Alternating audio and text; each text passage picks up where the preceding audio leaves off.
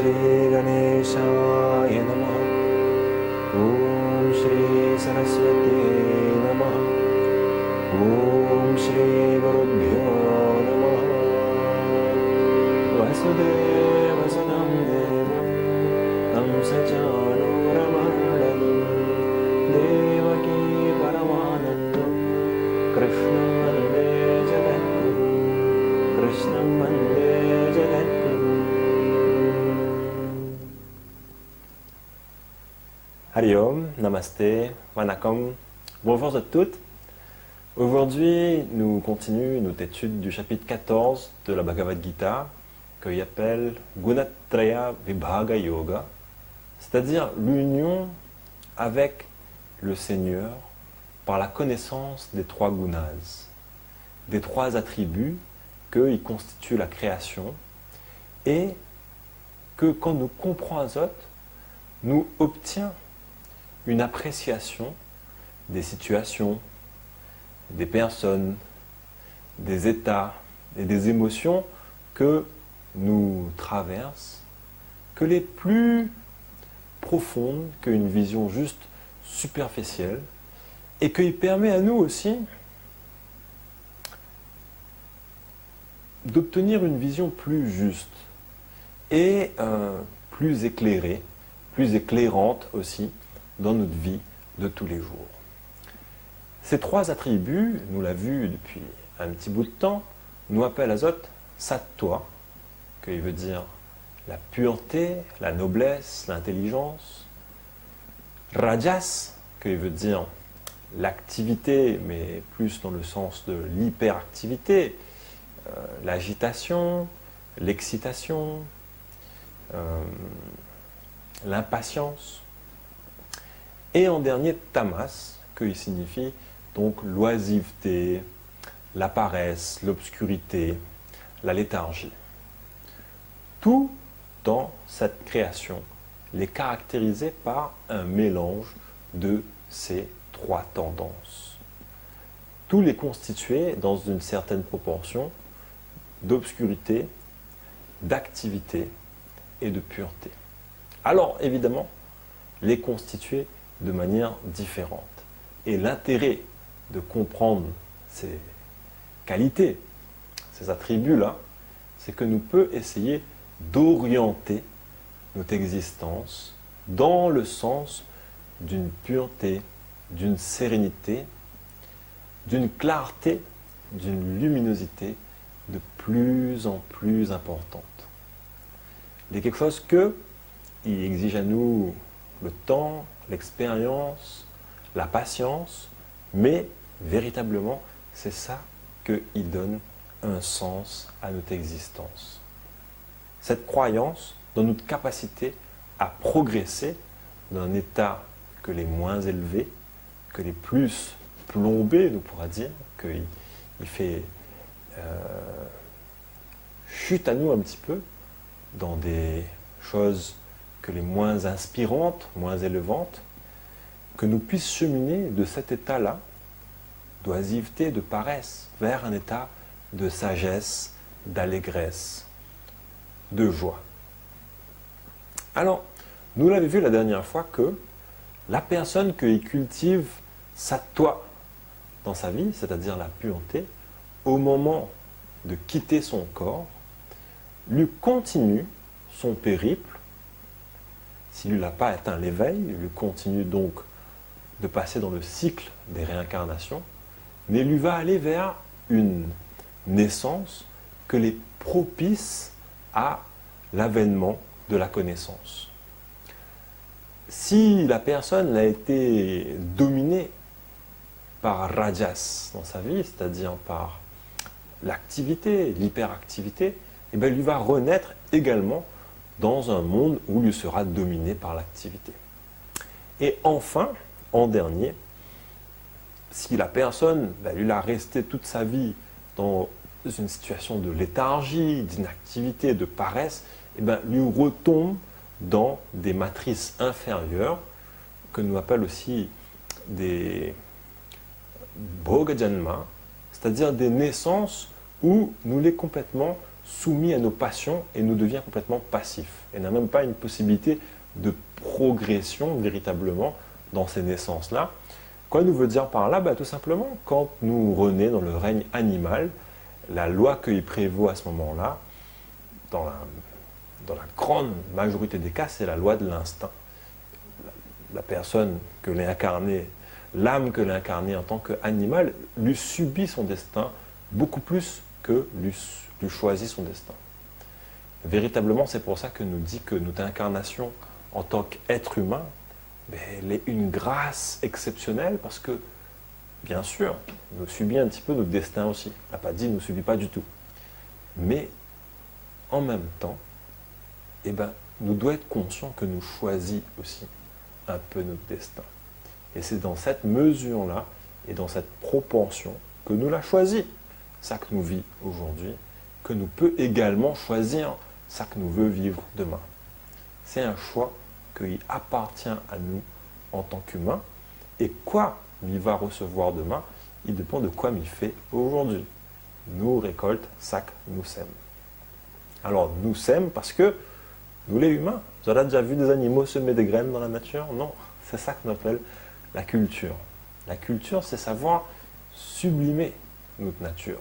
Nous avons aussi une nature animale collée en nous, mais nous avons une capacité également à cultiver quelque chose de plus élevé, que progressivement il peut permettre à nous de sublimer notre nature animale. Quoi il veut dire sublimer notre nature animale? Avoir la capacité de retrouver, de reconnaître, de restaurer la beauté dans ça que nous fait. Voir la beauté dans tout ça que nous fait. C'est ça que nous appelle sublimer nos instincts, sublimer notre animalité, c'est-à-dire être capable de reconnaître que là-dedans aussi, il y a quelque chose de sublime, il y a quelque chose de beau, il y a quelque chose de divin. C'est pour ça que dans notre tradition, on nous dit aussi de Dieu que lui est Satyam Shivam Sundaram. Il est beau, lui est la vérité, et lui est le bien. Alors, nous continuons maintenant notre exploration du chapitre 14 et nous l'est maintenant au verset numéro 16. Karmana sukratasyaho satvikam nirmalam phalam rajasastu phalam dukkham ajnanam tamasa phalam. Karmana sukratasyahu.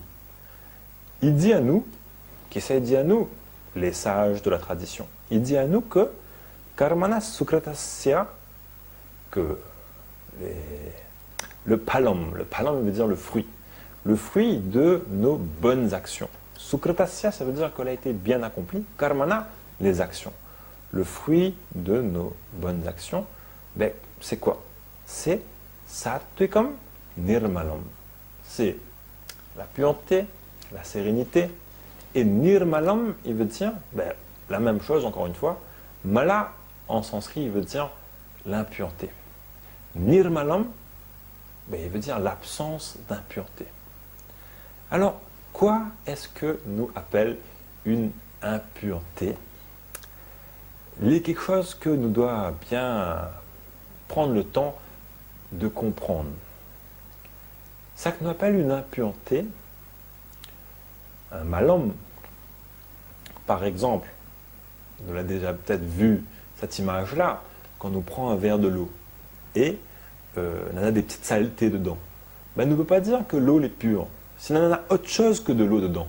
Allons pas dire que c'est des saletés, allons dire même, admettons que ce soit de la poussière de métal précieux, d'or. Et même que de la poussière d'or que est dans mon eau, quand même, c'est pas de l'eau pure, c'est de l'eau que les mélanger avec quelque chose d'autre. Alors, un esprit pur, c'est un esprit que l'est entièrement libre de toute hétérogénéité. Ça veut dire n'a pas autre chose que lui-même dedans. Et essentiellement, quoi est-ce que nous appelle une impureté dans notre esprit? S'il faut que nous explique cette idée-là en termes psychologiques, on devra dire une impureté dans notre esprit, c'est ça qu'on appelle tout simplement une anxiété.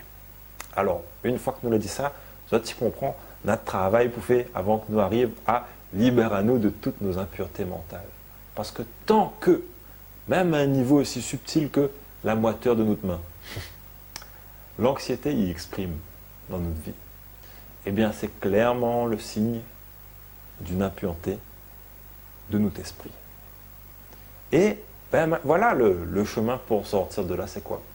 Karmana sukritasya, nos bonnes actions. Plus nous engageons à nous dans le chemin du bien, de la bonté, de la bienveillance, et plus nous sommes capables de sublimer nos impuretés. Rajasastu palam dukkam. À l'inverse, les activités que les motiver par justement notre anxiété et notre hyperactivité. Mais quoi ça finit par donner à nous? Dukkam. Dukkam, il veut dire la douleur. La douleur de l'épuisement aussi. Quand on est constamment en train de courir derrière des objectifs divers et variés, motivés par notre anxiété, notre peur du rejet, notre peur de l'échec et de l'abandon, eh bien, nous épuisons, nous, les fatigants. Et à ce moment-là, inévitablement, nous connaissons ce qu'on appelle la douleur. Alors le mot douleur est très intéressant dans le langage des oiseaux. On peut voir ça aussi comme un doux leurre. Un leurre, il veut dire c'est pas la vérité. C'est quelque chose que n'est pas vrai. C'est quelque chose que maintenant nous l'est un peu attaché avec, parce que l'est un peu doux aussi. Ben, nous l'est attaché un petit peu à parfois nos souffrances, nos anxiétés. Et c'est pour ça que nous avons beaucoup de mal aussi à ce moment-là à lâcher prise dessus, à laisser ça aller. Nous accrochons à nous avec nos inquiétudes, nos peurs, nos paniques. Et bien voilà, le fruit de notre anxiété, c'est dukkam. Et ajnanam tamasah phalam. Et le fruit de nos actions que les motivés par la paresse, la complaisance, eh bien, il sera toujours l'ignorance. Alors, tu vois, dans la gradation, il met d'abord l'ignorance, ensuite la souffrance et en dernier la sérénité. Il n'est pas possible, même si nous souhaiterions, de passer directement de l'ignorance à la sérénité. Et en même temps, quand l'ignorance est là, il est impossible qu'il soit autrement que d'une manière ou d'une autre, l'anxiété est manifeste. L'ignorance est comme le terreau. C'est comme, tamasa, il veut dire aussi l'obscurité. Quand nous marchons le soir dans la rue et il fait noir, eh bien, naturellement, si nous ne voyons pas quelque chose que les devant nous, et nous commençons à projeter nos peurs dessus. Admettons, on a un tuyau d'arrosage devant nous, et nous ne voit pas et nous pense que c'est un serpent. Immédiatement, nous va commencer à avoir des palpitations, et aussi une certaine souffrance, une certaine peur, parce que d'abord, on a notre ignorance. Si quelqu'un arrive avec une lumière, il éclaire, il monte à nous, c'est juste un tuyau d'arrosage, à ce moment-là, immédiatement, toutes nos inquiétudes les dissiper. Bon, l'enseignement là-dedans, c'est quoi? C'est que, à partir du moment où l'ignorance est là, inévitablement, la souffrance sera là. Mais elle n'est pas grave, elle n'est pas une fatalité. Parce que la souffrance aussi, c'est un chemin qu'il mène à nous vers la délivrance. Nous devons accepter. Nous devons accepter de prendre la peine de faire ça qui vaut la peine. Parce que si nous fuyons ça qui est pénible constamment dans notre vie, aucun espoir de progrès, aucun espoir d'émancipation et de liberté. Nous devons accepter de dépasser notre oisiveté, notre paresse, inflige à nous une certaine dose de stress et d'anxiété. Parce que notre objectif derrière, c'est la sérénité et la liberté. Il est très important de garder cet objectif en vue. Et quand nous invoquons ne serait-ce que la sérénité, la liberté, ben tout de suite nous ressent une certaine joie, une certaine allégresse dans notre cœur. Nous devons garder cet objectif dans notre vie d'aller vers de plus en plus de liberté, de plus en plus de sérénité. Avec ça, nous terminons. Aujourd'hui, nous n'avons vu qu'un seul verset de la Bhagavad Gita, le verset numéro 16. D'autres très beaux versets y attendent à nous pour expliquer à nous, encore une fois, c'est quoi ces trois gunas et que le but, c'est pas non plus de juste arriver au troisième, c'est-à-dire sattva, mais même aller au-delà. Nous verrons ça la prochaine fois. Et nous terminons avec un petit bhajan pour Shakti, que nous appelons aussi Maya, et que nous appelons aussi Trigunatmika Maya, c'est-à-dire l'illusion cosmique avec ces trois gunas, ces trois tendances, qu'il fait effectivement cheminer à nous à travers des moments de réjouissance, de jouissance et aussi de souffrance, mais dans la seule intention de mener à nous vers notre délivrance. Et c'est pour ça que, en apparence, la nature parfois il paraît cruelle, mais en essence, lui est maternelle. Ça que lui veut pour nous, c'est que et seulement notre propre épanouissement, notre propre émancipation, notre propre bonheur. Le petit bhajan que nous chante, il dit tout simplement: tout ça qui arrive dans ma vie, c'est la grâce de la Mère divine, c'est la grâce du Seigneur.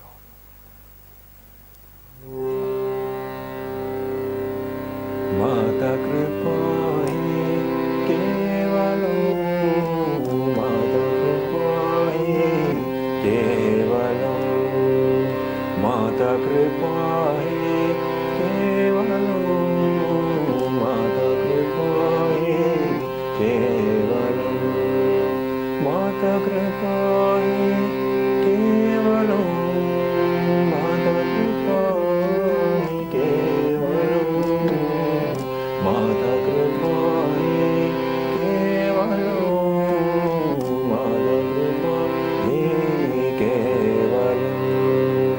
Mata kripa hi kevalam, Mata kripa hi kevalam, Mata kripa hi kevalam, Mata kripa hi kevalam, Mata kripa hi kevalam,